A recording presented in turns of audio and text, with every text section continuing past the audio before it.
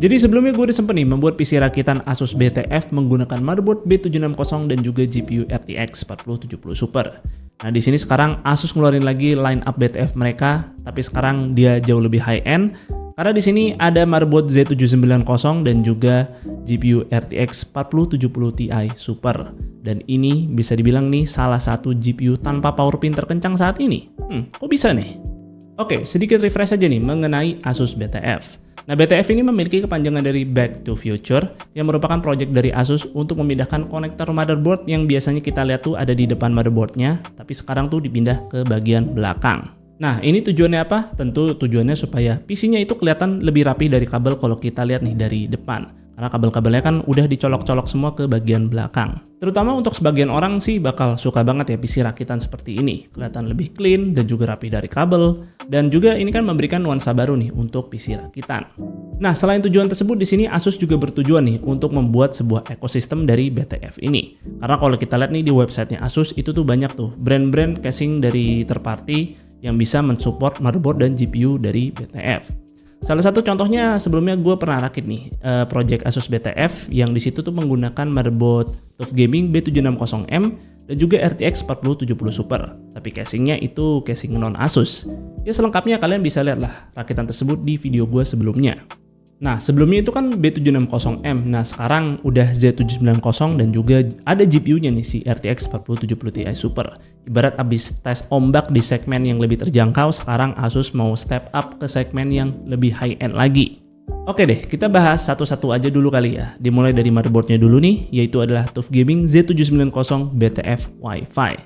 Nah, sesuai namanya, ini adalah motherboard Z790 yang colokannya sekarang ada di belakang motherboardnya.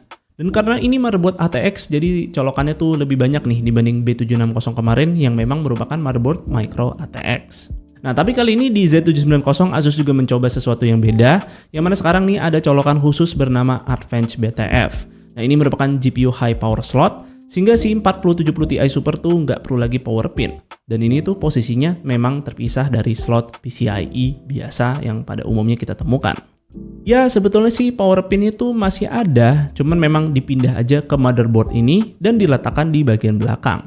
Sehingga slot tadi tuh seperti penyambung aja nih dari GPU ke power pin yang ada di belakang motherboard. Kelihatan emang cukup simple, tapi menurut gue sih ini cukup keren nih konsepnya. Karena dengan begini bisa menyulap GPU yang sekencang 4070 Ti Super seolah-olah nggak pakai power pin. Kemudian untuk pengunci PCIe slotnya di sini juga pakai tuas nih yang ukurannya gede banget, jadi lebih mudah aja dijangkau nih. Dan Asus menyebutnya dengan Q-Release. Nah gak cuman itu, sebagai motherboard Z790, si TUF Gaming BTF ini juga cukup proper sih. Nah dia tuh punya VRM dengan 16+1+1 power phase yang udah tercover oleh heatsink yang gede-gede nih. Lalu penggunaan chipset Z790 di sini membuat motherboardnya punya slot PCIe yang berlimpah. Di sini ada 2 slot PCIe x 16 dan juga 1 slot PCIe x 4. Lalu juga ada 4 slot M.2 NVMe yang semuanya jalan di PCIe Gen 4 x 4. Plus salah satunya di sini bisa jalan di mode M.2 SATA. Jadi lumayan lah, bisa backward compatible. Nah, kemudian di sini untuk lepas pasang SSD udah screwless semua, jadi tinggal geser-geser aja nih penguncinya. Yang mana di sini Asus sebut mekanisme sebagai M.2 Q-Latch. Nah, tapi sayangnya di motherboard ini tuh nggak support nih PCIe Gen 5 buat M.2 NVMe. Melainkan si PCIe Gen 5-nya itu ditaruh di slot PCIe x 16 buat GPU. Nah, terus juga tak lupa nih, sesuai namanya Wi-Fi, ya tentu si motherboard ini juga udah include chip Wi-Fi yang di sini udah support nih protokol Wi-Fi 7. Nah, soal per software-softwarean pastinya juga support nih Armoury Create dan juga ada fitur Asus AI Cooling 2 yang di sini tuh bisa secara otomatis atur fan curve supaya nggak berisik, tapi tetap bisa dinginin CPU kalau lagi diajak tempur. Dan ini dia nih, bintang utamanya, yaitu si Asus TUF Gaming RTX 4070 Ti Super BTF White OC Edition. Ini dia nih, 4070 Ti Super tanpa power pin satu-satunya. Ya sebenarnya nggak juga sih, tadi kan udah gue jelasin kalau colokannya itu dipindah ke motherboard bagian belakang. Sehingga di bagian GPU ini tuh konektornya digantikan oleh Graphics Card High Power Goldfinger, atau Asus singkat dengan GCHPWR. Nah ini tuh nanti bakal connect ke extra slot yang ada di motherboard Jadi juga bertindak nih sebagai penyambung dari power pin yang memang terdapat di bagian belakang motherboard. Asus sendiri sih klaim kalau ini tuh bisa membawa power sebesar 600 watt, yang mana ini tuh bisa menyamai konsep kabel 12 VH PWR. Jadi makanya di sini Asus juga cukup pede nih nerapin konsep ini di GPU RTX 4090 yang memang punya power draw jauh lebih gede lagi. Nah, sebagai GPU gue rasa si Asus TUF Gaming ini tuh kayak brand ROG yang kurang logo aja nih. Karena asli guys, ini tuh build quality-nya mewah banget. Hampir di tiap sudutnya tuh berbahan metal yang tebel-tebel. Sampai gue aja tuh kalau megang lama-lama bisa bikin pegel nih. Nah, tentu di sini juga ada nama brandingnya yang di sini Asus bilang bernama Metal Exoskeleton. Ya sebenarnya juga memang nggak cuman omon-omon sih, karena memang beneran metal yang tebel-tebel semua nih. Terkecuali tentunya di bagian bilah kipas, karena ini kan pastinya masih berbahan plastik. Tapi tetap kok di sini bawa teknologi kipas khas GPU Asus yaitu axial tech dan juga dual ball fan bearing. Oh ya, di sini juga ada nih pengaturan profil antara performance dan juga quiet. Yang mana ini tuh nanti bakal ngaruh ke clock speed GPU-nya. Nah, ini tuh sebenarnya juga masih bisa dituning lagi pakai software GPU Tweak 3 yang di sini tuh punya fungsi sama kayak MSI Afterburner, tapi diracik lebih spesial lagi nih khusus GPU Asus dan juga ROG. Nah, buat nambah estetik di sini juga ada sedikit LED RGB yang bisa sinkron dengan motherboard lewat software Armoury Create. Ya memang nggak meriah-meriah amat, mungkin supaya sedikit nih membedakan dengan brand ROG. Selebihnya sih ini masih sama aja seperti spesifikasi GPU Nvidia RTX 4070 Ti Super pada umumnya. Nah, buat menyelesaikan rakitan PC ini, gue bakal pakai casing Asus GT302 ARGB, yang merupakan casing in-house dari Asus yang support BTF. Nah, casing ini tuh cukup besar untuk ukuran mid tower, fan bawaannya aja tuh dikasih ukuran 140 mm 4 buah. Jadi di sini juga support nih radiator berukuran 420 mm. Terus hampir semua setiap sisi di casing ini tuh bisa dibongkar pasang dengan mudah dan juga udah screwless. Dan di sini juga udah berbahan mesh, jadi soal airflow udah perkara mudah lah buat casing ini. Nah, buat CPU di sini gue bakal pakai brand yang lagi hot nih, yaitu adalah Intel Core i7 14700K. Iya, gue paham sekarang lagi ada berita yang kurang bagus terkait kubu biru ini. Tapi yang untuk sekarang Asus BTF ini tuh cuma support platform Intel aja. Hopefully kalau responnya oke, kita berdoa aja nih Asus segera membuat motherboard BTF untuk platformnya AMD juga. Ya terlepas dari kabar hot tentang Intel ini, tapi tentu adanya platform AMD kan juga membuka opsi lebih banyak buat calon konsumennya. Nah, untuk meredakan situasi supaya jadi lebih adem, di sini gue bakal pakai cooler ROG Strix LC3 360 ARGB LCD. Nah, ini tuh adalah versi ekonomis dari ROG Ryujin yang emang lebih prestige tuh secara harga juga. Tapi tetap kok, ini membawa fitur LCD dan juga tema ROG. LCD-nya bisa digonta-ganti menggunakan software Armoury Create.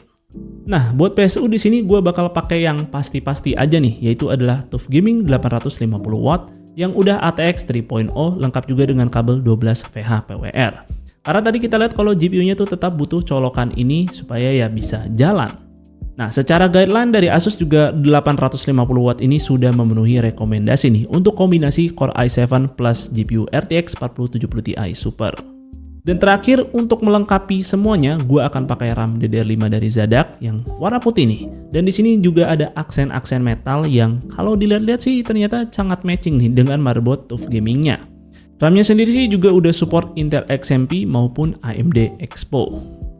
Selanjutnya untuk storage, ya gue ngubek-ngubek aja yang lagi ada di studio. Nah, di sini tuh gue make si Kio Apex H740 yang di sini merupakan SSD 1TB NVMe Gen 4 dengan speed yang cukup kenceng sih. Plus di sini juga gue tambahin nih SSD SATA 2,5 inch dari Zadak sebesar 512 GB. Yang di sini juga sekalian nyicip untuk masang SSD SATA begini apakah kabelnya ganggu atau enggak nih di build BTF seperti ini. Tapi ternyata enggak, karena ya kita bisa colok dengan mudah sebab colokan SATA motherboardnya juga ikut ke bagian belakang motherboardnya. Nah, soal performa di sini gue nggak bakal bahas banyak-banyak, cuman sekilas saja nih tes gaming karena sejatinya kan ini juga sama aja seperti rakitan PC Core i7 plus si RTX 4070 Ti Super.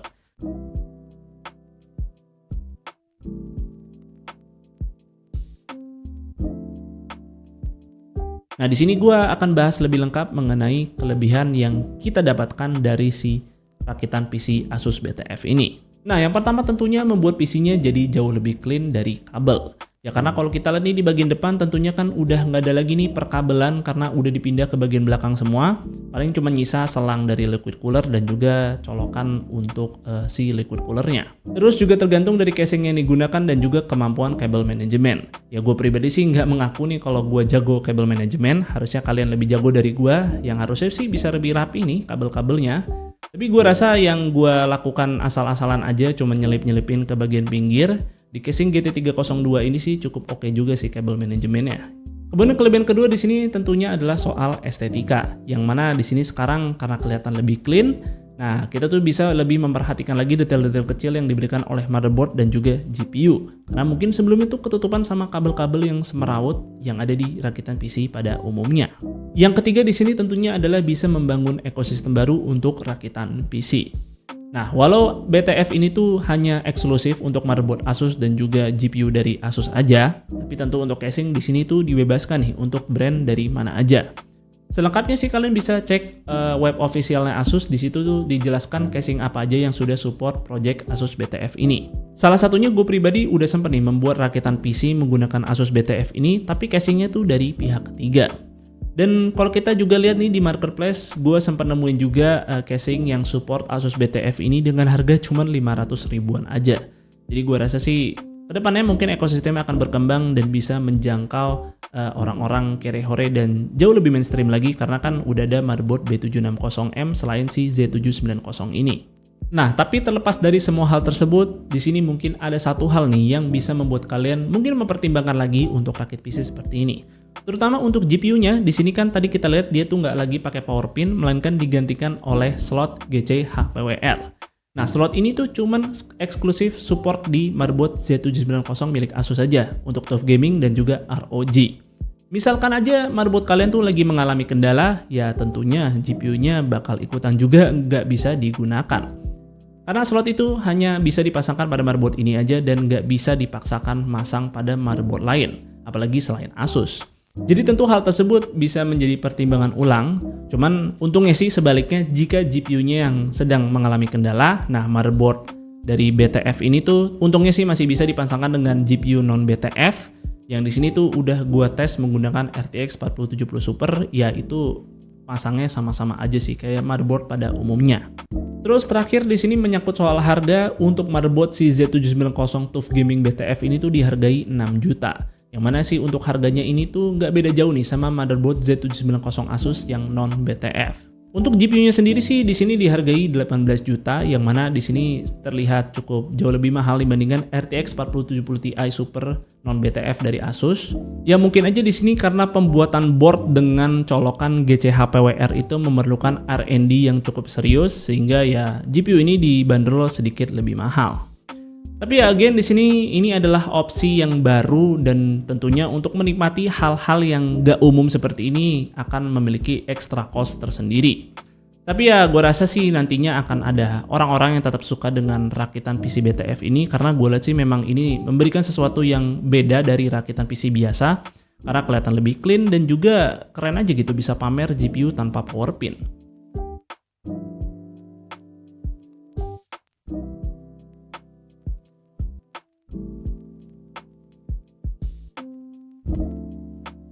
Hopefully di sini untuk project BTF nih nggak berhenti di motherboard Z790 dan juga motherboard B760 aja. Dan juga untuk GPU-nya nggak cuman di high end-nya aja, gue rasa sih bisa juga nih menjamur ke arah GPU yang lebih mainstream seperti RTX 4060 dan juga 4070 Super.